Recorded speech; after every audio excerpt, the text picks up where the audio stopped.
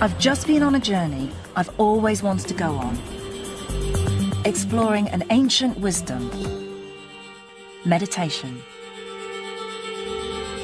It took me from the foothills of the Himalayas to a city where they're trying to levitate.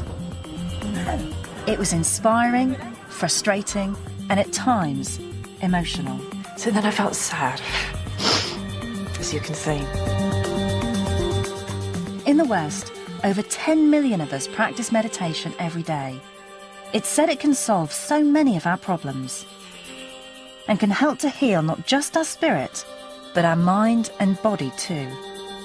May help cardiac arrhythmias, allergies, anxiety, depression, bronchial asthma, diabetes, constipation, infertility. I found out how scientists are investigating meditation and heard some extraordinary ideas. By meditating, you can become happier, you can concentrate more effectively, and you can change your brain in ways that support that. So what is meditation, and can it really help us? There's so many different ways that meditation can influence the body and the brain, and we're really just beginning to scratch the surface.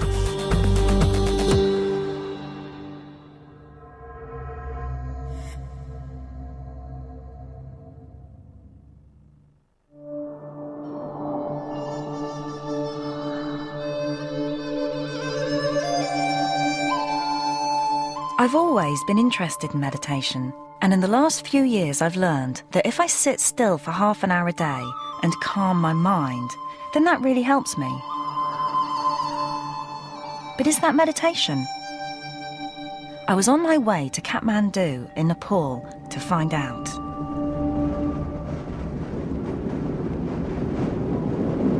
I'm very excited.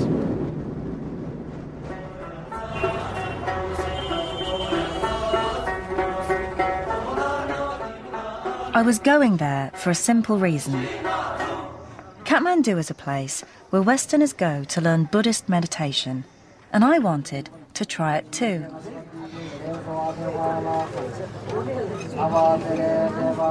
I think normally your instincts as a scientist when you're approaching a topic are to find out about science. You know, you can go to the internet, find a load of papers and read up about a subject that you're going to be approaching. Now, I think it's quite important with things that sometimes feel like they're not always sitting comfortably with science, to try to experience it and feel it from the other perspective.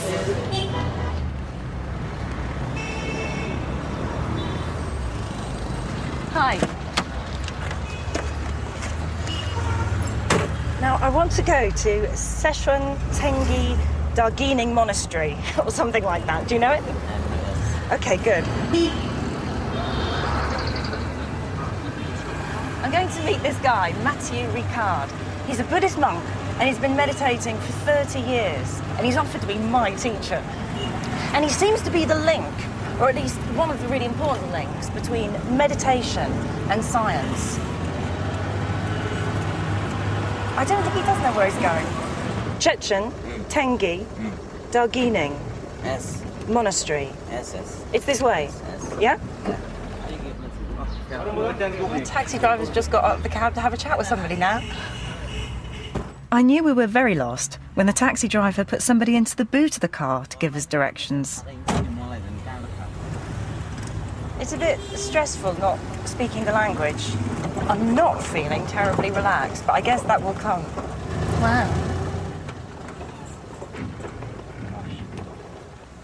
Thank you. Thanks. Eventually I arrived at what I hoped was the right monastery.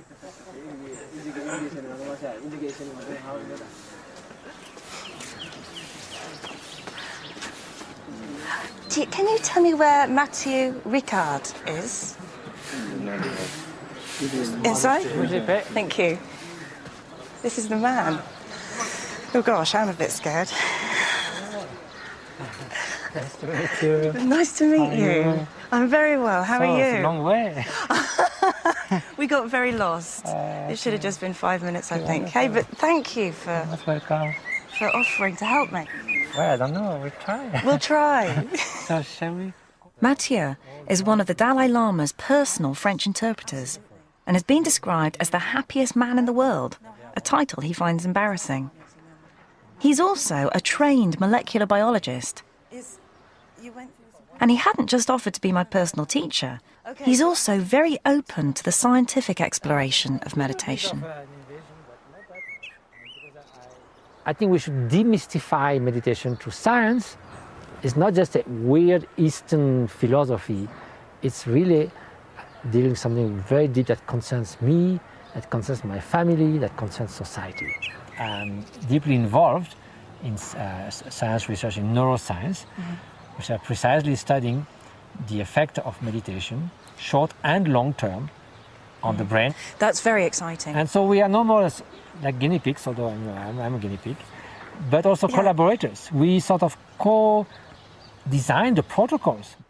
Mathieu spends several months a year in retreat doing intensive meditation, so I was in great hands to learn the very basics. So first to be in a comfortable position. Now if you have pain everywhere and you are sort of, or if you are sitting like that, you'll fall asleep, or if you're too tense, you will feel pain. So sitting in a nice position. And then the spine should be quite straight, and the gaze should be like in the prolongation of the nose. We say 12 fingers. Then we need to begin to pay attention to something. We can take an object, but I think that is very basic in the Buddhist meditation is to begin by paying attention to the going in and out of our breathing. Out and in. Usually what happens? You are just sitting here quietly, supposed to calm your mind, and then, like out of nowhere, a thought comes about something that may be not even related to what we are doing now. Poof, something from the past, something from about the future, almost like a bubble popping up in the lake. You don't know why. Let the thoughts come, let the thoughts go. Not blocking them, you are not encouraging them. Just aware. That's one of the secrets. Okay, so I feel like I'm in a good position to go practice. I breathe, I relax, I keep my sense of balance, I focus about here, and I allow thoughts to come and let them go. Yeah. Okay, thank you. So I'll let you try.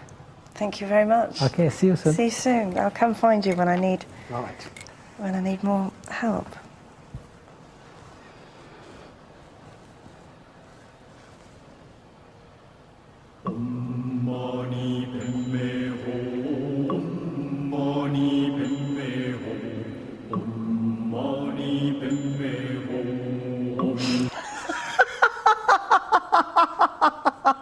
I'm sorry, call me unprofessional. It's quite hard when you're being scrutinised.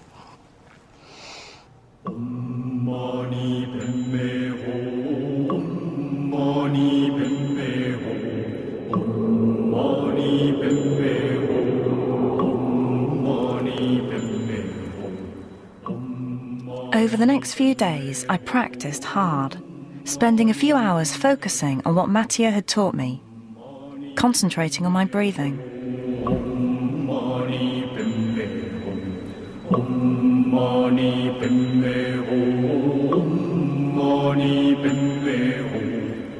As I became better at it, I tried something else he'd suggested, concentrating on how you feel about someone you love unconditionally. So I thought about my dad. Well, it began by being really focused. Just hearing really clearly the birds and the wind and the planes. And there was a monk walking around in the room out there, gently chanting. So just being really aware of those sounds. The recent thing I've been feeling about has been about my dad. And, Dad dying.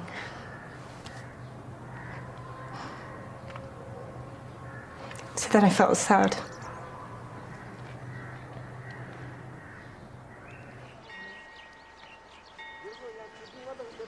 So I thought about Oh, being with sad. If I sit with being sad about Dad, or just give myself space to think about him. It's only 2 months ago he died, something like that. Then I know that I do sad and I cry, and I think that's really good. And my eyes were quite tired by then, so I closed them. And the monk was still wandering about. And it just felt very calm.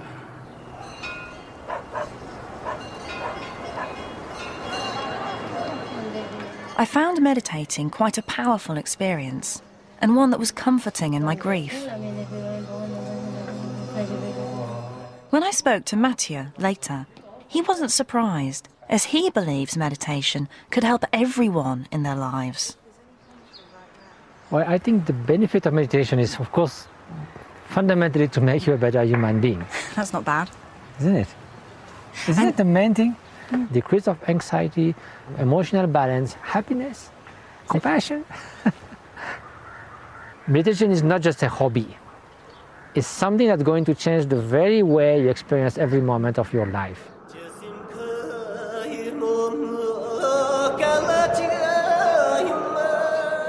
Nepal had been a great place to start my journey. Meditating had made me feel calmer. But how much was that to do with being in a magical place, away from deadlines, or just having the time to think about my dad? It was now time to find out about the science. Matthew's really whetted my appetite. I think there should be some really interesting stuff going on. So maybe I need to stop the meditation for a bit and start to find out about the evidence.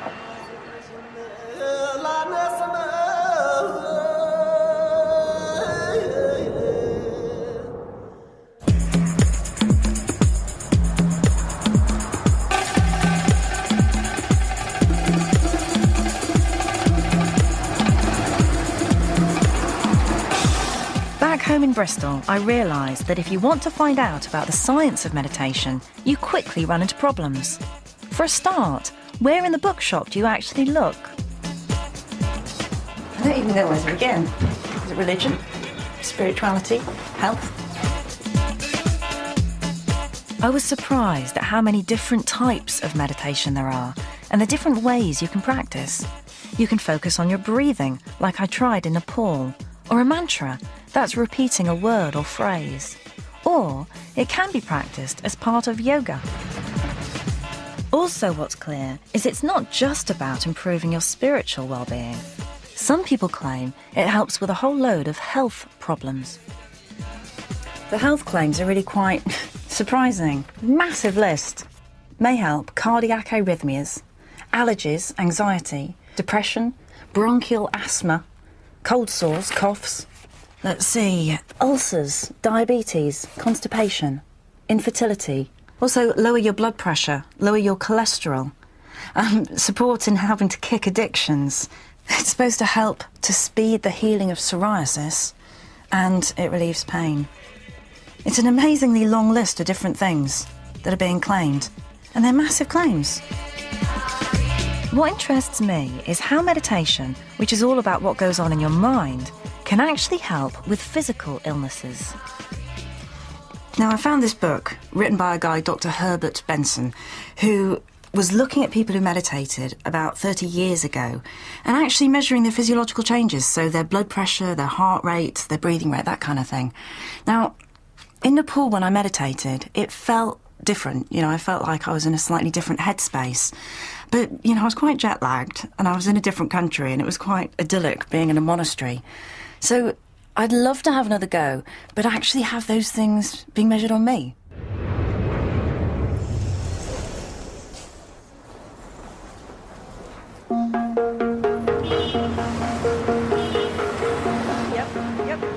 Dr. Herbert Benson works at the Massachusetts General Hospital in Boston. He's studied a myriad of different types of meditation and their effects on the body.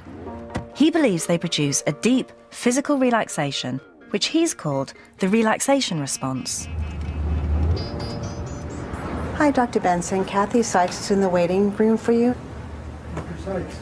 Oh, hi. Very nice to meet you. Dr. Benson's team offered to demonstrate what he meant by the relaxation response on me.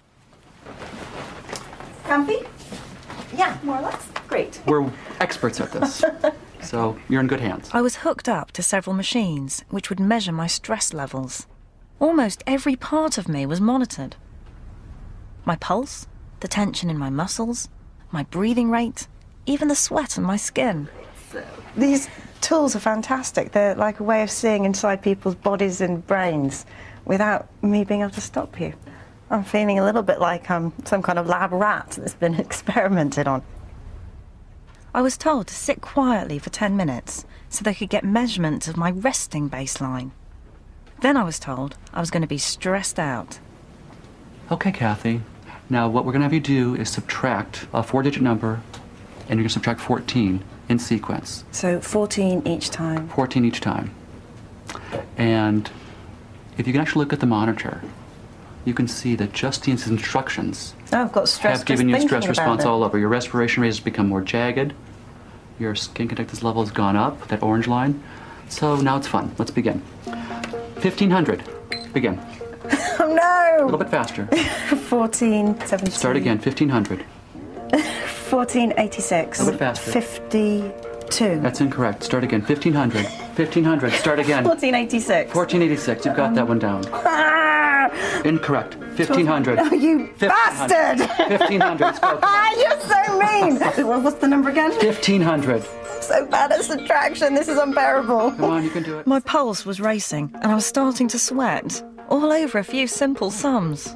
1426. Incorrect. Start again. Start again. Start again. From the 1500. beginning. Come on, Can I come on. stop now? You cannot stop. We have a normalized scale and you're really, really low. Come on. After 10 minutes of total humiliation, Dr. Benson stepped in. How did you feel during that? I felt very stressed because I ought to be okay at subtraction and trying to do it on the spot. It's more difficult. While being filmed, while there's an audience. Due to this pressured subtraction, your skin conductance went up. Your muscle tension went up. Your heart rate went up. All of these were being measured by real time as you were being stressed. Now you're in a more calm, normal baseline mode. And now we want to take you through the relaxation response. Great, that will be more fun, won't it? He then made me do a simple meditation exercise and asked me to think of a word to focus on. A sound. Calm. Close your eyes and relax all your muscles. Now each time your breath is coming out, say silently to yourself the word calm and let the M go, calm. And you're going to find all... As I meditated, my pulse and breathing rate actually went below their normal level at rest. This is what Dr. Benson means by the relaxation response. He believes it can be triggered not just through meditation, but by other relaxation techniques like breathing exercises or Tai Chi. Skin conductance decreased, heart rate slowed down, your rate of breathing markedly lowered. It's a whole package, and that package is the relaxation response. So, meditating had caused real physical responses in my body. But Dr. Benson has taken this finding further. He claims that the relaxation response can help with a whole range of medical conditions, where he believes stress plays a part, like asthma, infertility, and diabetes. To the extent that any disorder is caused or made worse by stress, to that extent, regular elicitation of the relaxation response will counteract that condition. These were big claims, and the link between stress and illness isn't fully understood. But scientifically, it's not unreasonable to think that relaxation might help with certain conditions. I went to meet one of Dr. Benson's patients. Tony Compagnoni, a paediatrician, has systemic mastocytosis, a rare and chronic illness that has horrible physical symptoms. I felt completely as though I were dying. That's how it was. And the symptoms came upon me so rapidly and without really any kind of warning that I felt honestly as though my life were going to end in about 6 months. And I was physically and mentally prepared to be dead. Tony was given a cocktail of drugs, but still had a lot of symptoms and anxiety about his illness. So he decided to go on one of Dr. Benson's courses. It involved, first of all, learning the relaxation response as a way of sort of getting hold of sort of your immediate emotional state. Beyond that, though, it was a lot of information about diet and exercise. It's quite a combination of different things, isn't it? It's not just the relaxation response, it's diet, exercise. How crucial would you say the meditation was in the whole of that myriad of different things, as well as the group kind of counselling, the group therapy? Yeah, because you're all doing it together. It's the cornerstone. I have to say honestly, it's the cornerstone. Without it, you can't achieve the other things. I almost never see the skin rashes anymore. They've almost completely stopped? Yeah, I mean, I used to have these brown spots that have almost resolved. Markedly fewer episodes of rapid heart rate or tachycardia, improvement in my reflux. So less indigestion? Less indigestion. Now you're a really busy doctor. Yeah. How do you manage to keep on meditating each day? It's a hard thing to fit into a busy lifetime, right? Biggest challenge of the day.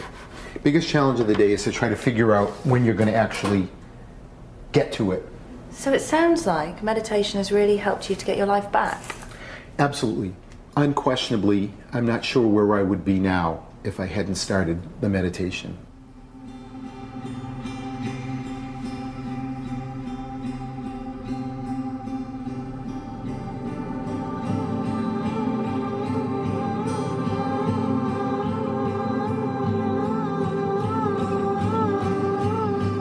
Tony's story sounded remarkable, but scientifically, you can't make any general conclusions from just one person's experience. And it's also hard to know exactly what's making the difference for Tony. Is he just going through a good patch? Or is his drug treatment starting to work? Or is it Dr. Benson's course? And if so, what part is meditation playing? Dr. Benson treats his patients with everything he can, diet, exercise, as well as the relaxation response.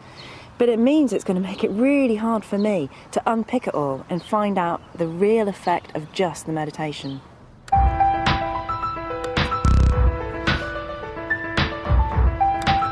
One of the ways doctors try to find out whether meditation techniques have any health benefits is to carry out trials, and you can look up the papers on the internet.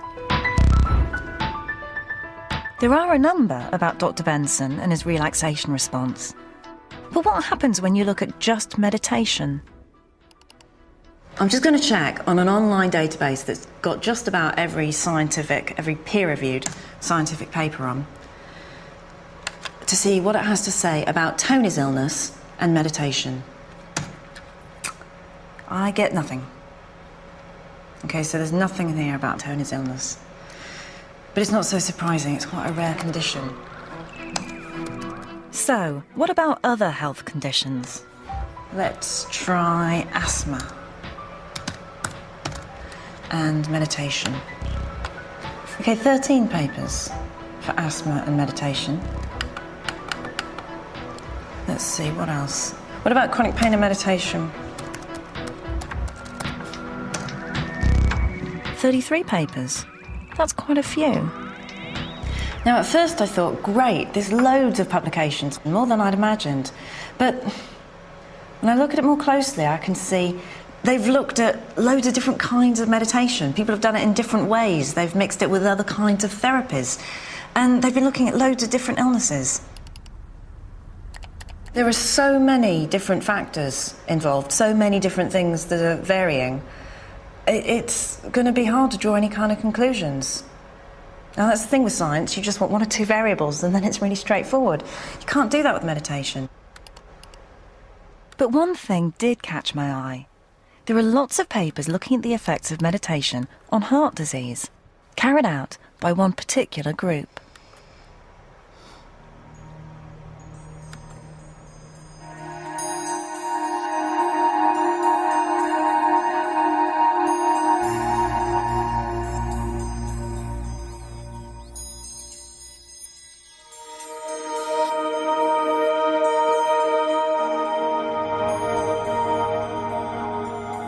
I'm heading to the Maharishi Vedic city in Iowa, home to a community devoted to one particular type of meditation, transcendental meditation, or TM. They claim that practicing TM daily can have an impact on almost everything, from blood pressure to world peace. I'm just about to arrive at the Maharishi Vedic city. It just seems totally weird that something like this would be in the middle of America. And I mean the middle of America. Is this it? I think this is. Something that makes me feel sceptical about seeing this group is the way they often explain how TM works. They commonly say its effects are down to quantum physics and something called the unified field theory. But the unified field theory hasn't even been established yet. So as a physicist, I find it troubling. But I decided to put my scepticism to one side because the health research they've carried out, at first glance, does look rather interesting. Hi. Are you Kathy? I am Kathy, yes. Have I actually arrived in the Vedic city? Yes, we are in Vedic City. So this is the registration card. Okay. I'll just need to have you sign below. I'd arranged to meet their press officer, Stephen Yellen, who'd offered to show me around the city. So Kathy, I'm going to give you a little tour of Maharishi Vedic City. You ready? I'm ready.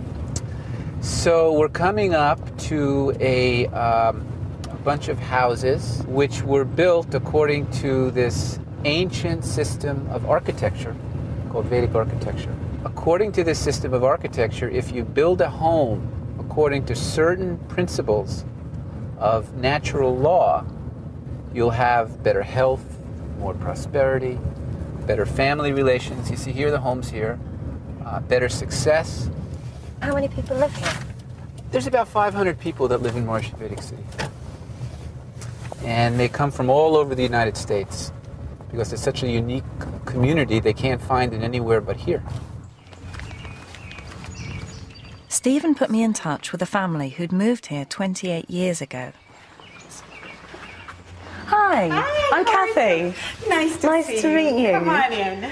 Wow, so is this a fairly typical Vedic home? I think they're all very different. They're very different. There are certain guidelines that they build it by, you know, certain proportions, and I couldn't tell you the mathematical proportions, but they really work. They're wonderful to live in. Do you meditate? Yes. Oh, yes. Yeah. Oh. Yeah. 35 years for me. How long has it been for you? 35. 35. Yeah. And what difference do you think it makes to you? I can't imagine not doing it, to be honest with you. It's just, we have 6 children, so raising a huge family. Every morning I start the day with meditation, and I'm rested, I'm happy, I'm pretty balanced most of the time. And then when you start to get fatigued at the end of the day, you meditate again. And so the evening is good quality, you know. Oh, hi guys, I'm Kathy. Hi. Isa. Nice to meet you, Isa. Sam. Hi, Sam. So you both meditate as well? Yes. Yeah. What does it do for you? I think it's like a better working environment in school. When everybody meditates, they're just more well-rounded and ready for school and academics. When we get up in the morning and we go to school and meditate every day, twice a day, before academics and then after. So it just gets us ready for the day. So your whole school meditates? Yes. Together? Yeah. How does that feel? We're just regular kids learning the exact same things, just we practice meditation. It gets pretty, annoying sometimes, and Mom's like, have you meditated today? It's just, but I mean, in the end, it just really helps. I mean, it's just like, it makes me just, so relaxed and like happy.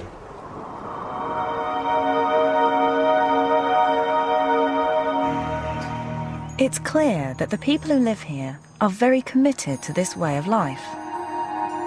But so far, everything I'd seen was about lifestyle rather than science.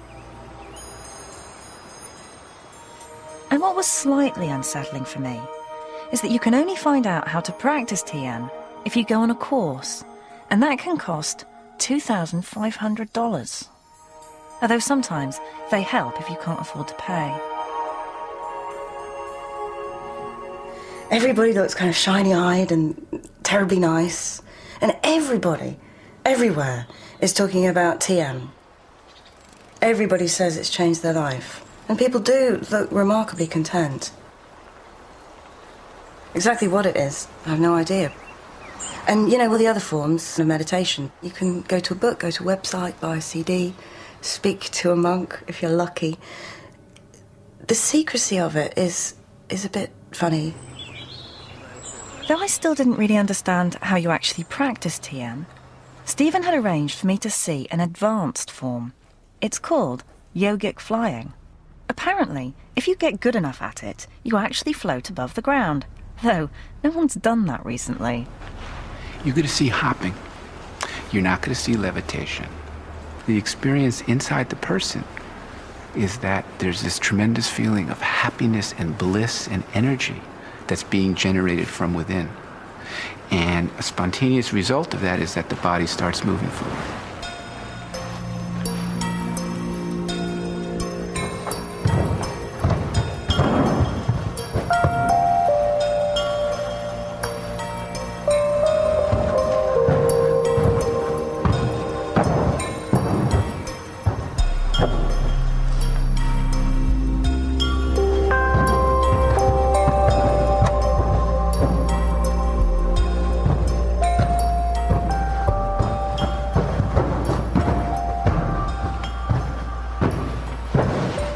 Interesting.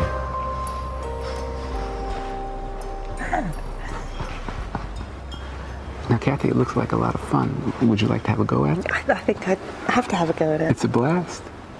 It's bubbling bliss. Bubbling bliss. They look like they're having fun.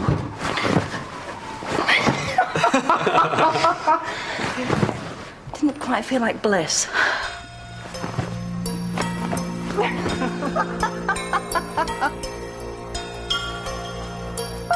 I'd seen some pretty strange things and felt it would be easy to dismiss this group. But putting all that to one side, this group are carrying out health research that's been published in well-regarded scientific journals. And the US government has given them over $20 million to help to fund this research. One of their leading scientists, Dr. Robert Schneider, was currently in Holland, but they arranged for me to speak to him via satellite in their TV studios. You'll be conversing with Dr. Schneider by phone. You'll ask your question, and then you'll mute your phone, which is where? Here. And then the response, you'll see the video come up on the screen and the audio from the speaker behind that light. Oh, there he is. He's meditating. He is. How come he's not picking up the phone? He's coming out of meditation. He's coming out. Sure. Yeah. He started moving around. You can see that. Yeah. That's the number. Okay, good. Yeah, he'll be on. So we'll just stick with it. Yeah. If you come out of meditation too quickly, because you're so deep, it's like being woken up out of a deep sleep. So you take 2 or 3 minutes to sort of, just stop the practice of TM, let the body come out a little bit, then you open your eyes, and then you're ready to go. I started by asking him what he believed the general health benefits of practicing TM are.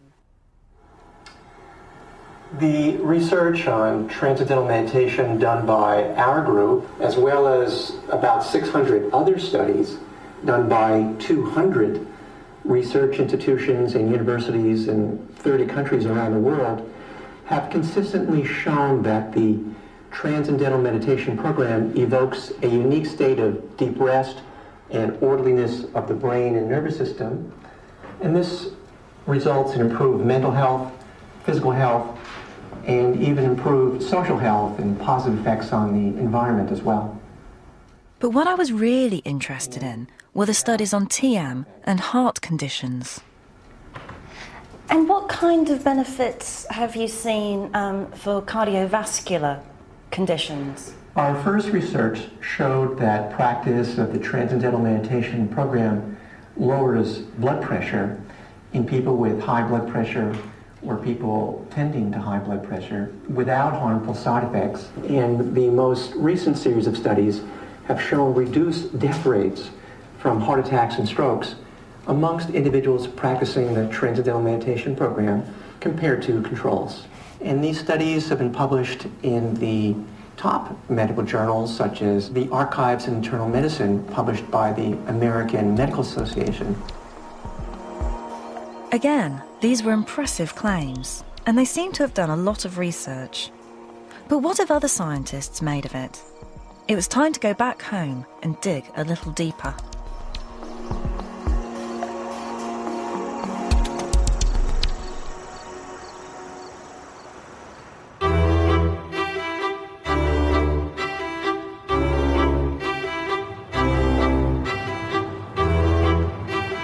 When there's a large number of trials, one way to make sense of it all is to look at what are called reviews. This is when all the available evidence is pulled together and compared to see if any conclusions can be reached. Although it's not a perfect system and can miss out promising individual studies, many doctors turn to reviews when they're trying to work out whether or not to recommend a treatment to a patient.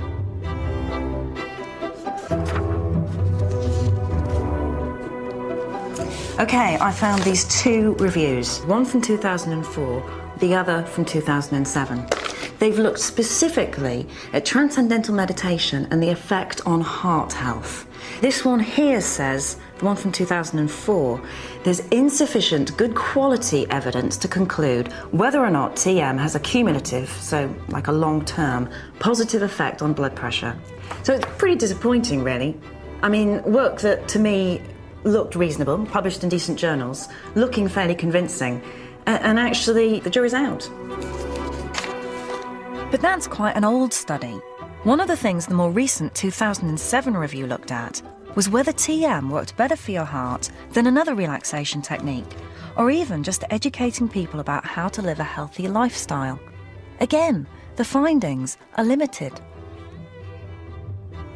There's not very much I can say with any kind of certainty.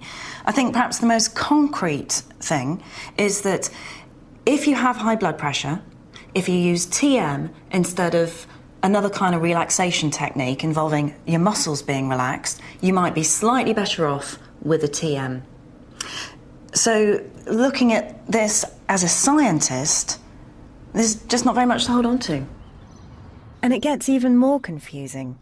Some scientists, including those studying TM, dispute the findings and also claim they aren't even up to date. But science is like this. There's usually a debate, and it's hard to get clear answers.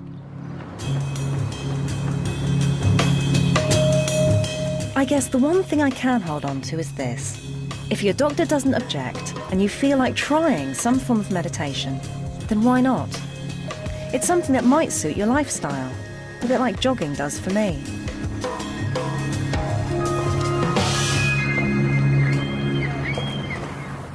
But all my research on the internet had thrown up something interesting. It's not to do with physical health, but mental health.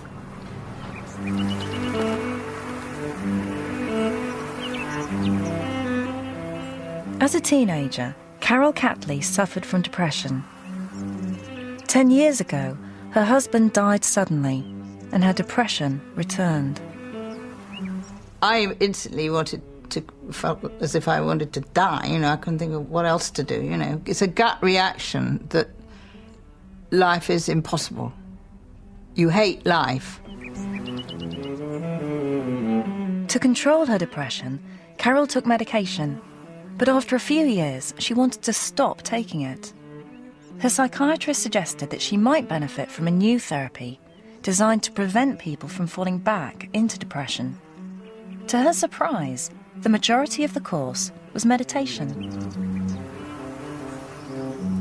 I wasn't sort of frightened of meditation. It sort of didn't seem very weird to me, but I was just intrigued that the scientists were now using a contemplative method to sort people's mental health problems out.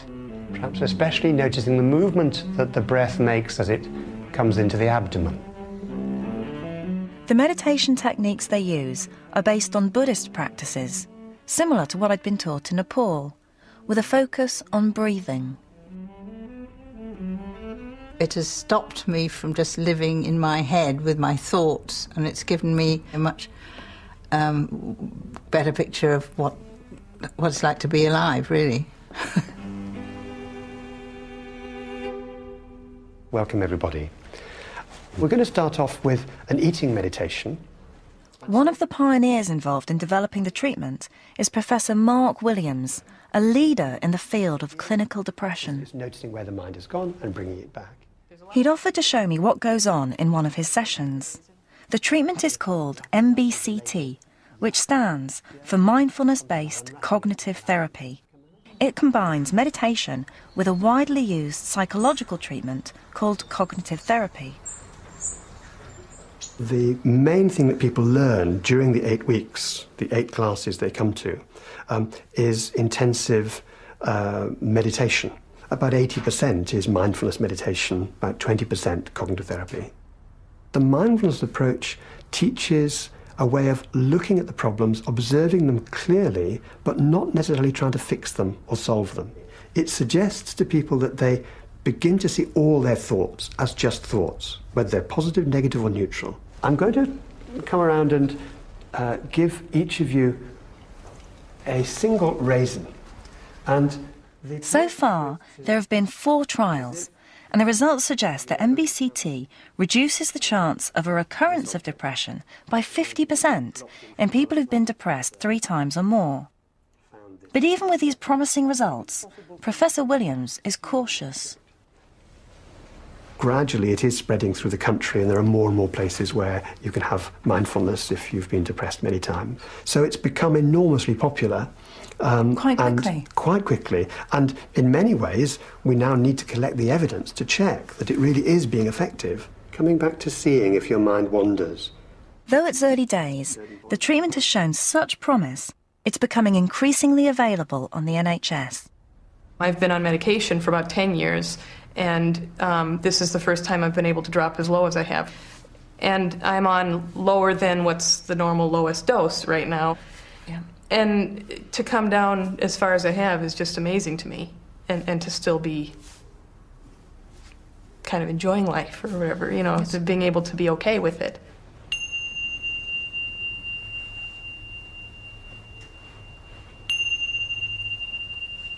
From what I'd seen, it looks like meditation could do a tremendous amount of good.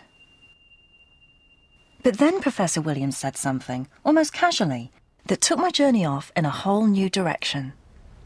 What we're finding is that mindfulness-based work is not just useful for people who've been depressed, but for anybody. Anybody? How can it help anybody then? Because it involves dealing with expectations, with constantly judging ourselves, analysing ourselves, feeling they're not good enough, or that they're a bit of a fraud. And that's something which is so widespread in our communities. All of these things are just thoughts, and they will come up in meditation, and learning to recognise what they are as thoughts and let them go can be enormously empowering for anybody.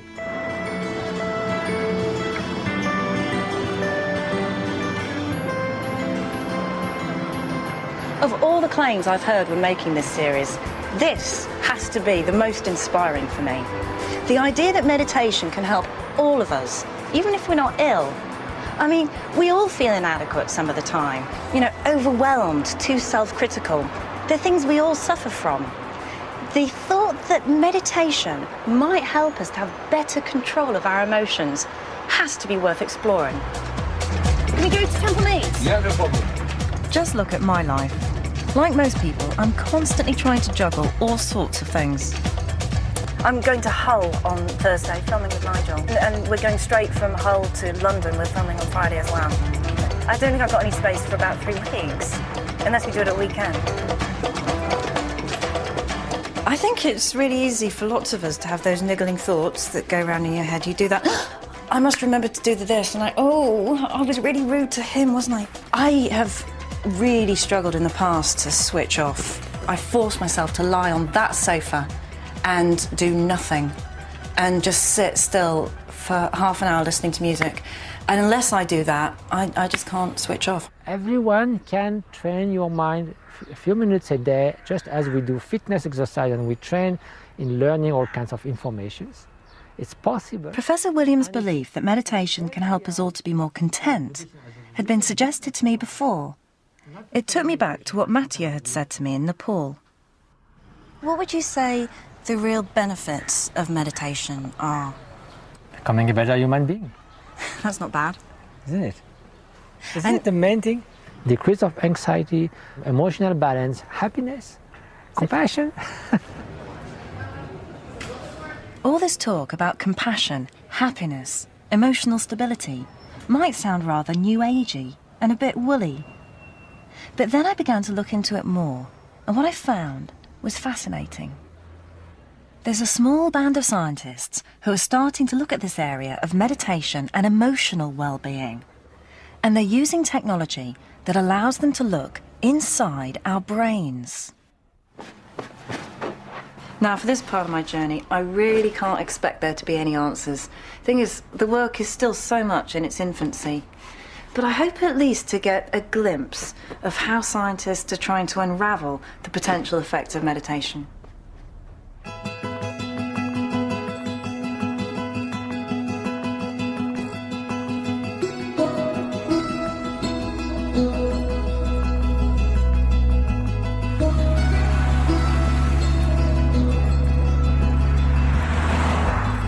Madison, Wisconsin, in the heart of America's Middle West.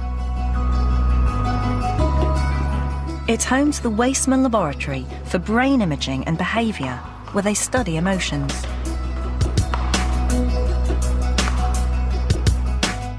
Dr. Richard Davidson, a neuroscientist, has been inspired by Buddhist monks, including my teacher Mathieu, and he's pursuing some extraordinary ideas.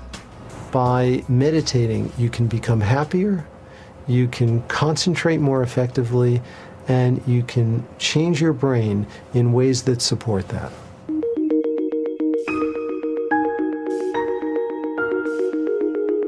There was one particular study I wanted to talk to him about.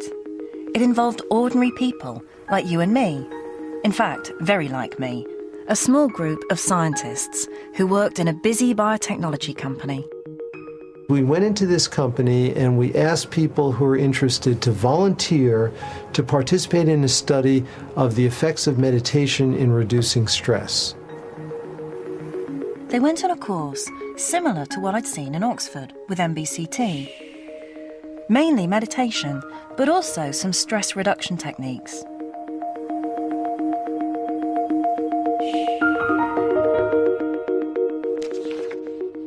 They filled out questionnaires before and after the course, which asked them about their stress levels and happiness. How about their reported feelings? Did they say they felt happier too? Interestingly, they do. They reported less anxiety and more happiness.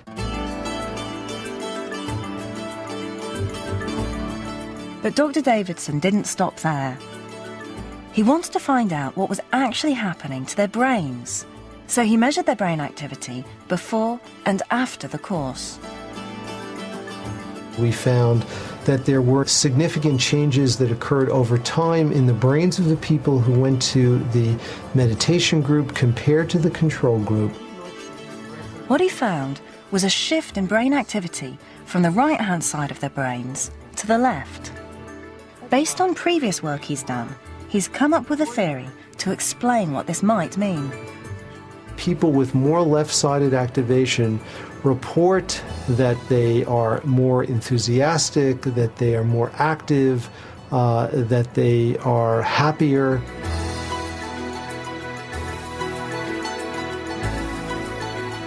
He believes that by learning to meditate, you can improve your emotional well-being and actually alter your brain.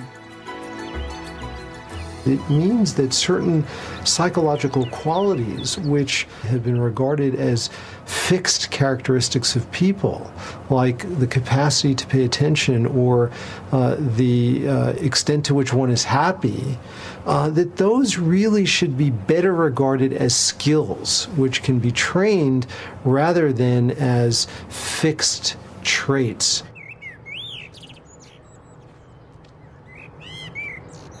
It's a lovely idea that we might be able to change parts of our personality through meditation, so we're not necessarily stuck with, feeling unhappy or being uptight. But for now, it's just an idea. It needs a lot more scientific investigation. But Dr. Davison has given us a clue about what to look for. If he's right about the way that meditation may affect us all, then there might be physical changes happening in the brain, and they'd be something that scientists can measure.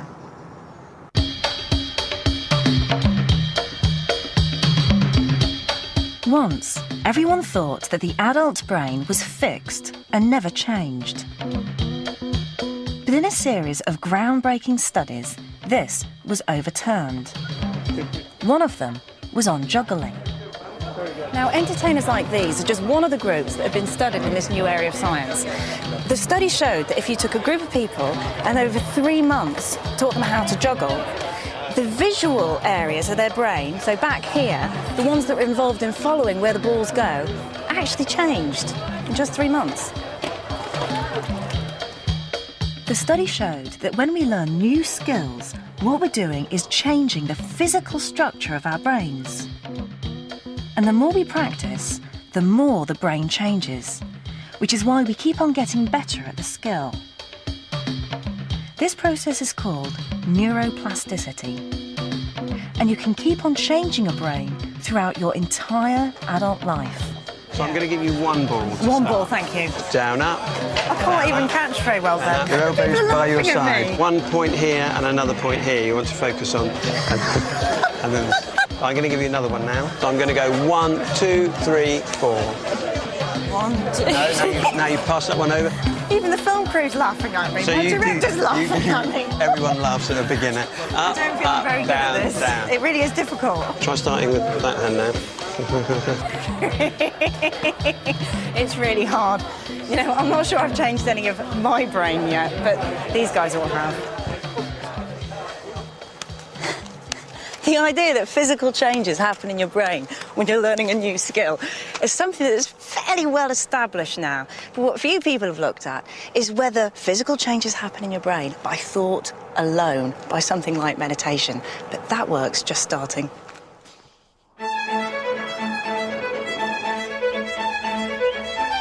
I was on the final leg of my journey and about to meet up with someone who was trying to find out if meditation might actually change the physical structure of our brains. At the Massachusetts General Hospital in Boston, Dr. Sarah Lazar is conducting one of the first experiments in this area. She studied a group of ordinary, healthy people who practiced a form of meditation which focuses on the breath. These were not monks, so they're not people taking vows. And I think that's a really important part of the study, is that these are people who, they're everyday people. Yeah, there was a chef, a computer programmer, a doctor, a lawyer, and they're just people who sit and meditate for 35, 45 minutes a day. She looked at their brains with a machine called an MRI scanner and compared their structure to the brains of people who'd never meditated. In particular, she focused on the outer layer of the brain, the cortex, where most of the processing of thoughts and emotions takes place. She was looking for any structural differences between the two groups. We saw come up on the computer screen, it was beautiful. Yeah, just these bright yellow splotches, and it was, woohoo, it was great. It was wonderful. What Dr. Lazar had discovered was that certain parts of the cortex in the brains of the meditators were structurally different to the brains of those who'd never meditated. It's a very, very small difference, and we're finding 0.1 to 0.2 millimeters difference between the two groups. 0.1 to 0.2 millimeters difference. Wow. So that's pretty significant, and yeah, when we do the statistics, it's statistically significant. One of the areas that was different was the insula, which, amongst other things, processes emotions. It's involved in awareness of internal sensations, such as hunger and thirst, but also your emotions, so anger and disgust and happiness. It seemed the longer the subject had been meditating, the thicker this part of the brain was. That really suggests that also that the more you sit, the thicker it gets, and that basically every minute of meditation counts in some regard.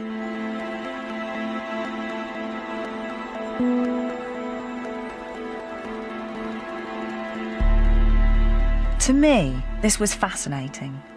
Mathieu, Professor Williams, Dr. Davison had all told me that meditation could affect your emotions. And here, Dr. Lazar believes that she's found an area in the brain involved in processing emotions that was thicker the longer someone meditated. It suggests that just the act of thinking, of focusing your attention on your breath, has the ability to have these huge pronounced effects on brain structure. The idea is that just through thought, you can change your brain.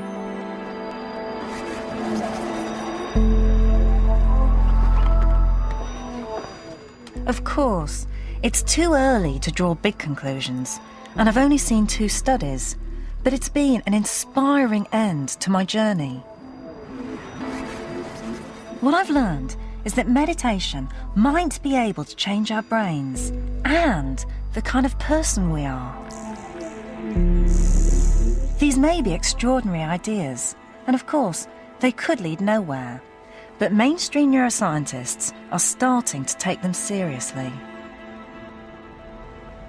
In my own life, one of the most important things I've learned is if I can manage to sit still just for half an hour a day and calm my mind and breathe properly, it just helps me with everything. It helps me think better, it helps me feel happier, see things in perspective, even love better. But that's just my experience. It's anecdotal.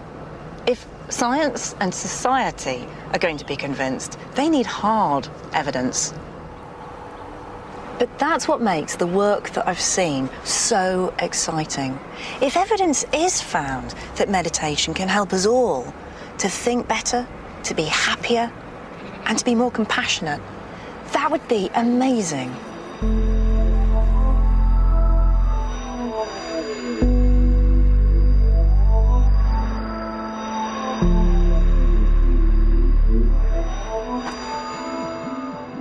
For a free